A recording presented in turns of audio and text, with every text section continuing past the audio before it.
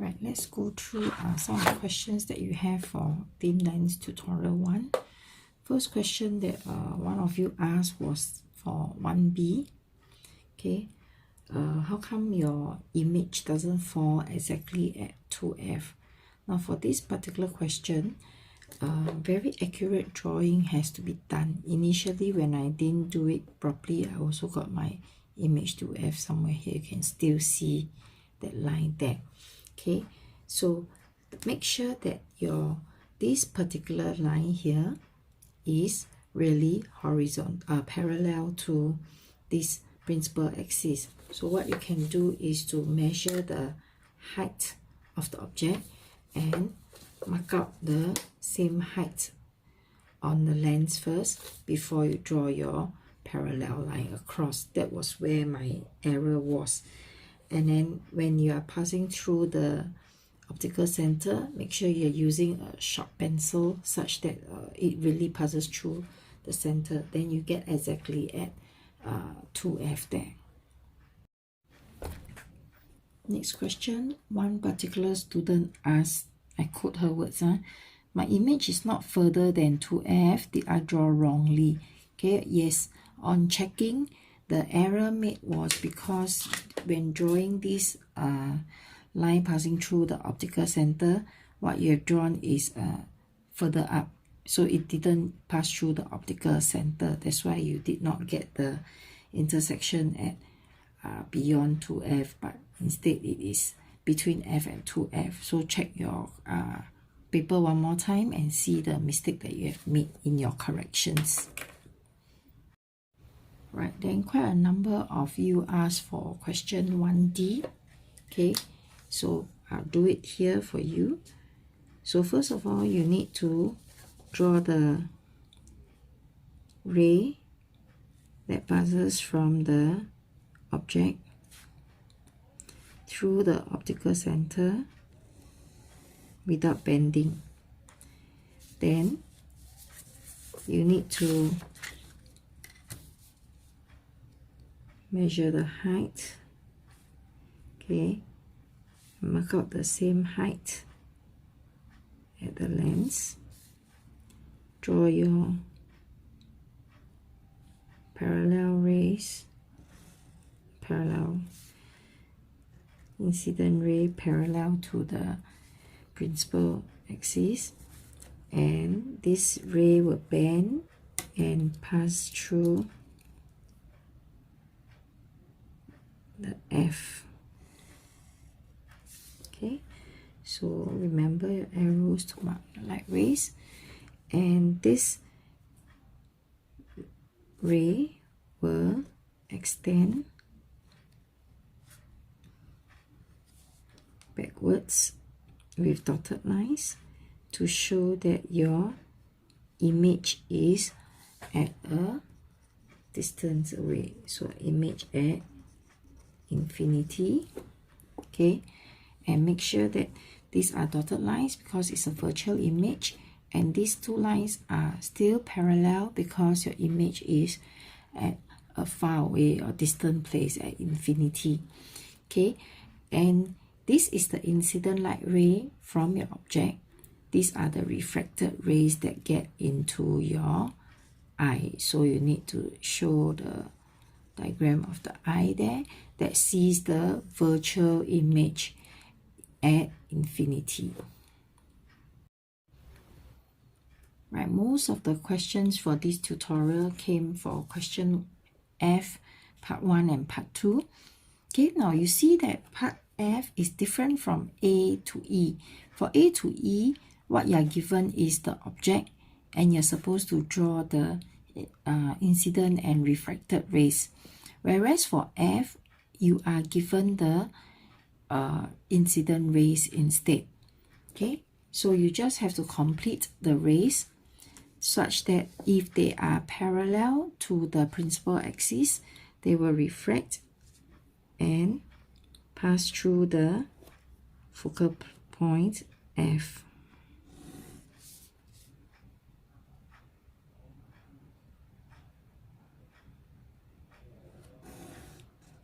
Okay, so you're given the incident ray arrows coming this way. Make sure you remember to draw your arrows of the refracted rays, okay, to show direction. Then the question asked here is, then where is the image? There is no image for this particular question because there is no object given to you. It is just a practice for you to show how you complete the light rays. So I hope this clarifies. There's no image in this question. For 1F part 2, you are given two incident rays that are parallel, but they are not parallel to the principal axis. So you cannot use your path 2 to say that, oh, they passes through the F. No. Okay, so we have to come back to path 1 where we're going to draw a ray that passes through the optical center without bending. So this ray have to be parallel to what you are given. So we are going to draw a ray that passes through the optical center, and we know that this particular ray will intersect the focal plane, which is perpendicular to the principal axis. So you draw this focal plane first, and we know that this is where your image is going to be formed, okay, or the intersection point where all the rays are going to converge. Then you can complete the other two rays to bend and pass through this particular point here.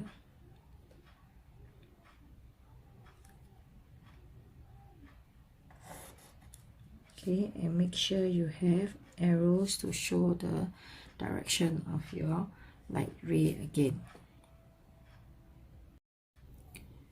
Right, next question asked about F part 2 is, how come the characteristic of the image, it is inverted and not upright, since you have drawn an arrow up here? Okay, now when we talk about an image, we are talking about how it is like with respect to the object, not just how it looks like. It's not like if I draw the arrow pointing upwards, then it's upright, pointing downwards is inverted. No. Okay, it has to go back to your object. So if you look at the object here, our incident rays are coming from a distance, from far away. Okay, and when we draw the image line, the object, it is from the principal axis towards the incident ray. So in this case, my image is somewhere here, okay, from a distant place. So the direction of the object is like this, okay, and then when it gets refracted, my image is this way, again from your principal axis to your intersection point. This one from principal axis down. Okay, so you find that your object is actually downwards and your image is upwards. So this is inverted of your object. Okay, so it is with respect to your object, not just by looking at this and say that it is upright. Okay, now I'm going to address some of the specific questions that your friends have asked. Okay, first question was, when do you know when to draw the parallel light rays passing through the optical center like this, or when to draw the light rays with the triangle in the middle? That means you draw the parallel to the principal axis and refract passing through F, or passing through the optical center without any bending. Now, you draw parallel rays, okay, only when you are given the rays which are parallel. Okay, so you continue to draw one more parallel ray, because actually there's a whole beam of parallel rays, but this is the only one that you know passes through the optical center and will intersect at the focal plane. Okay, so this will help you to locate the position of your image. Then when to draw this so-called triangle in the middle is when you are given the object and you want to locate the position of your image. So we know that there are three paths that you can draw your light rays. So one will be passing through the optical center without any bending. One, if it is parallel to the principal axis, it will refract and pass through your F. Okay. Another question asked by one of the girls is, what's the difference between the two focal points on the principal axis? Now, they are the same focal point. We said that every lens actually have a focal point on both sides of the lens because it is a transparent lens. Your light ray can come from this side, then you will have to refract and pass through the F on your right side, which we have drawn for all the examples. Your light rays can also be coming from this side, okay, and then when it refracts, it will pass through the F on the other end. That's why you have two F on your principal axis, okay, because your light can come from both directions. Okay, one last question asked during your thin lenses tutorial 1 is,